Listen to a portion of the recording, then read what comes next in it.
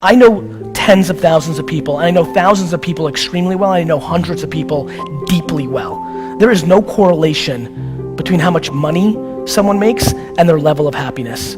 I have friends who make $47,000 a year and are the happiest people I know. Their work-life balance is on point. They're part of 2 soccer teams. They play video games. They watch every show they want. They take 2 vacations that they scrap together, and they're freaking happy as hell.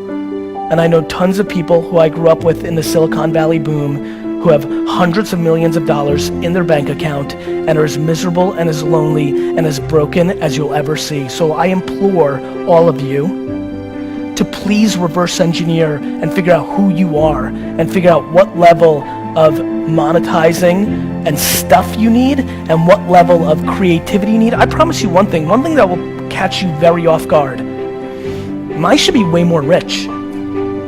I leave money on the table every day. I've left ungodly amounts of money on the table. I spend tons of times sending DMs and engaging with people and meeting people randomly and not cashing in. I actually believe the statement I'm about to make. I think that I love the journey and the game of entrepreneurship so much that I have subconsciously sabotaged my financial upside to make sure I can play this a little longer, because I fear if the numbers keep getting too big, eventually it will take the fun out of it. When you are lucky enough, like I am, to actually do something that you love so much, do something that puts pressure against the one thing you care about besides it, which is the time I spend with my family. My family is my whole life.